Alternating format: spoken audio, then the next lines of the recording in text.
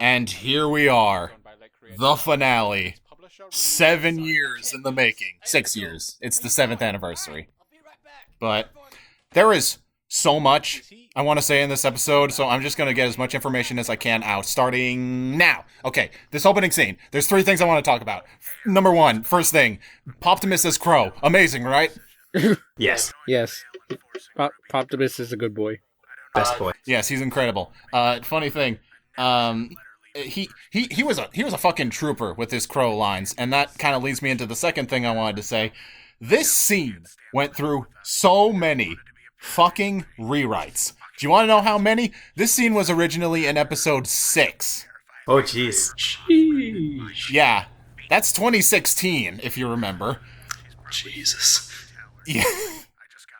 This scene was originally going to be at the end of episode 6. It was going to cap everything off, but I cut it to save time. But that's how long I've had this scene planned. It went through so many different iterations, and Poptimus recorded them all. And I cannot thank him enough for that. That is a trooper move, man. Mm-hmm. Bro, we were still back on Skype back then. Yeah. And that was back when I communicated with people either through email or YouTube Messenger. Yeah.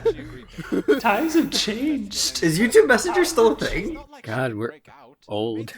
I don't know. I doubt it's still a thing. Or unless it's like Skype and there's still 2 people left in the world using it. Those 2 people being me, because I still use Skype. Like I'm that one guy. I still use Skype. Don't feel bad. I'm too scared to open my Skype. I feel like it's gonna become a demon and it'll attack me. It's not like Duolingo. It's not like it's got an owl thing that'll threaten your life. That we know of. You left me behind, Brandon. Yes, it had time to grow in the shadows and it's become a scary demon monster. Remember Alex from high school, Brandon? Oh, no, I don't. I forgot him too. Exactly! I really like that scene, by the way. It's another example that Zeh is really good at making serious and comedy at the same time. Oh, yeah. Yes, thank you. Absolutely. Okay, final thing I wanted to say about that scene, because it's important. The reveal. The big reveal that Osmond is actually a good guy, and he kidnapped RWBY out of love. That sounds really bad coming out of my mouth, but hear me out. That is pretty bad. Out of love. The idea that, like, I have actually been hinting that Osmond is actually a good guy throughout the whole series, starting with episode 5, how he gave that joke of like, oh, you want the whole team named after you? Do you have that big of ego? Team RWBY it is. That was kind of your first hint that he's purposely doing something nice for her. But the other bigger hint was in episode 6, where if you remember, he's the one who told Glinda, he saw that RWBY and Weiss were fighting, and in order to make RWBY feel better while she's here, he's the one that told Glinda to tell Port to talk to Weiss and fix everything. Yeah. Remember, he was the one who, like, called Glinda on his little earpiece thing and told her to talk to Port and have them talk. So, like, that was the big hint. So, like, yeah, everything kind of led up to this final reveal that Osmond is a good guy and is not actually a villain. He's just very sassy. And this is where Weiss is a fucking bitch racist. Mm-hmm. Oh, yeah. Like Blake just said. Big racist. Okay, so the White Fang. I changed the White Fang in my series because, like, in the original series, they're, like, a repressed group of, like, extremist faunists who are fighting against faunist racism. I completely ditched that because, like, first of all, that's a very complicated subject that I do not trust myself to handle with the correct amount of care, and also racism and, like, protests and, like, all that stuff, that's kind of heavy for this really stupid comedy. Especially since this came out in 2020. Ah, fuck, you're right. Yeah, that would have been real bad. Yeah, based on social climates, yeah. Anyways. But I really like what I did with the White Fang, where I made them like this much more of a cult than in the original. Much more of a cult where like they reject humanity and they're like, we're half animal, let's just go full on animal and just act like animals and everything. Yeah. Yeah. And look who it is! Hey, yo. Oh, jeez. It was a lot of fun recording, son. It's just... Yes. A good chunk of it was ad-lib, but, I was also there. Yes, that was also JChippers.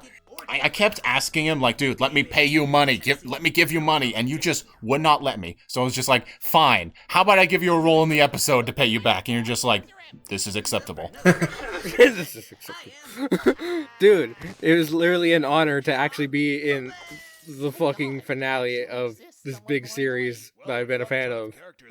So, of course I was going to take that.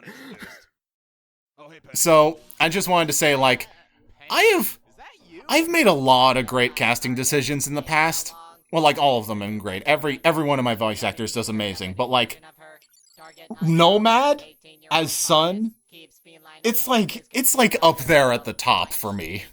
You were an incredible choice, the perfect choice. I knew I wanted to cast you as Sun since the day I met you through Jesse, when we were back once again using Skype, and I heard you talk, and I heard you just how crazy you were and how good you were at ad-libbing. I'm just like, for what I have planned for Sun, you're perfect, and I need you. That was all the way back in 2016, so this was a cast long time coming. yeah. So most of his lines were ad-libbed, like, they were just random.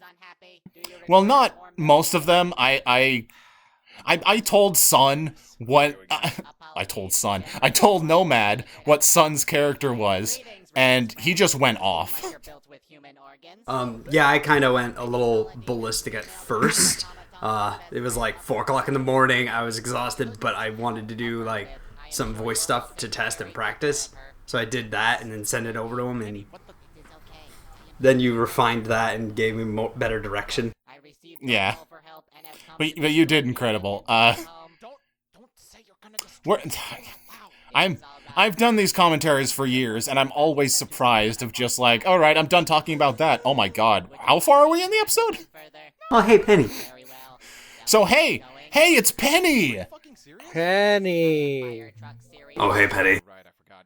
Oh yeah, that is one of my favorite jokes. That's like one of my favorite subtle jokes that I'm not sure how many people caught in the episode, where it's just like, well, we have a ton of characters for just 9 episodes, so at least he'll probably be the last one introduced. Oh, hey, Penny. I mean, technically you introduced her in the Halloween episode, but... Technically. That is true. That is true. By the way, again, I did sound editing for this episode in particular. Doing sound editing, like getting the right takes for Penny was actually really hard because it was, before the filter was put on. Oh man, before filter? Yeah, everything was everything was just Zay's voice, unfiltered.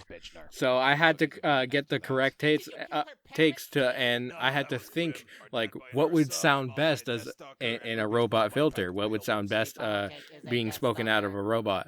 Yeah. And it was very tough. There was a lot of good takes. There was a lot of takes. Not to discredit Zay at all. It's just like, fitting for a robot, Yeah.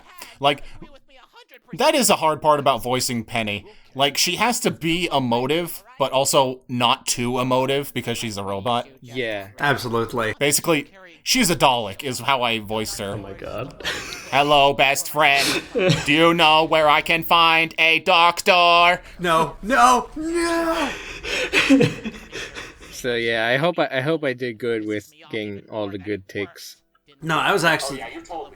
So, as a person that does editing, like, for music videos way back when, I can definitely assure you, dude, Your audio editing, top notch. You did some solid choices. I will say that at first we were kind of confused how we would actually go about my credit, because I didn't do any sound design. I did sound editing, which is just cutting the lines and everything and getting the right takes and everything. Basically a secondary casting director kind of thing. Very much so. And basically I did like a vocal mixing kind of thing, because I actually did improve a few recordings too, like sound-wise. Yes, you did. Because if you know me, I hate audio editing. I've said this before. I've used this analogy before. If I am visual editing, I will spend hours trying to get this one visual edit to work that's only like 1 second long. I will spend hours on it and not get tired. I will spend like 20 minutes editing audio and I'm just like, I need a nap. I remember you being thoroughly appreciative of me doing the active audio editing of Sun's recordings. Just doing some minor clipping, taking out some excess junk and prolonged silences. Yes, that was very much appreciated. I mean, if all I'm thinking of other stuff I can talk about, but I feel like everything in this episode is pretty self-explanatory. It's very much all build up for the actual finale. Yeah, to the finale proper.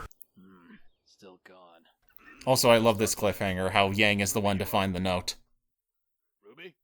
RWBY? Yang.